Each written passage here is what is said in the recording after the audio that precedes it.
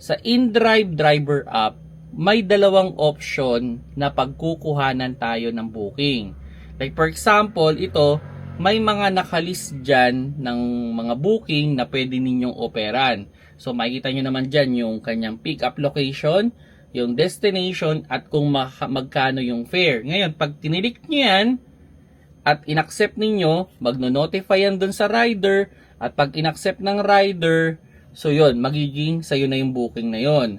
Now, pag nag-online ka naman, okay, may mga magpa-pop up dyan na booking. So, ganyan ba? Parang ganyan, nag-pop up. So, pag inaccept mo yan, magiging sa'yo rin yan. Okay, ganito. Idea lang mga paps. Kasi ito meron ako nabasang comment na nung nag-online daw siya sa InDrive, hindi daw siya makakuha ng booking. Okay, ganito. Itong mga naka-offer na to, itong mga pwede nyong i-select, medyo mababa yung mababa yung percentage na makakakuha kayo ng booking dyan. Siguro on my estimate, sa 10 o-opera ninyo, pwedeng mga 5 lang yung makukuha nyo dyan.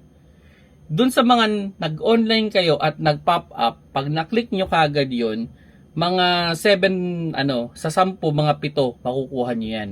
Okay? So, kumbaga, yung mga nag-pop up, actually, mga nag-pop up na mga booking nung nag-online kayo, yun yung mga malaki yung chance talaga na makukuha ninyo yung ride na yun. Okay? So, pabilisan na lang ng pindot. Okay? So, yun. And, may mga pagkakataon din, pag bago kasi kayo sa InDrive, naka-basic pa yung account ninyo, hindi pa kayo naka-platinum. Pag nag-platinum kayo, medyo mas priority rin kayo sa booking. So, yun lang yung pinaka-idea. Kaya, kung sakali man na mag-online kayo sa InDrive, nyo rin, i-workout nyo rin na mag-platinum kayo. Madali lang naman halos 50 rides lang naman yung requirements nila.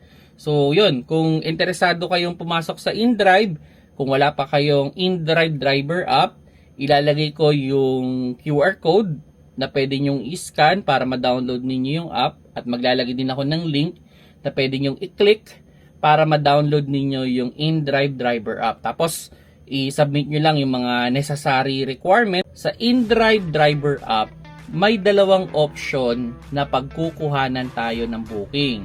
Like for example, ito, may mga nakalist dyan ng mga booking na pwede ninyong operan.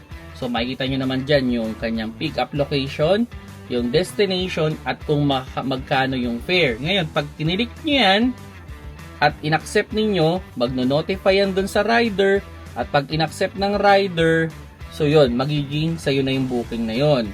Now, pag nag-online ka naman, okay, may mga magpa-pop up dyan na booking. So, ganyan ba? Parang ganyan.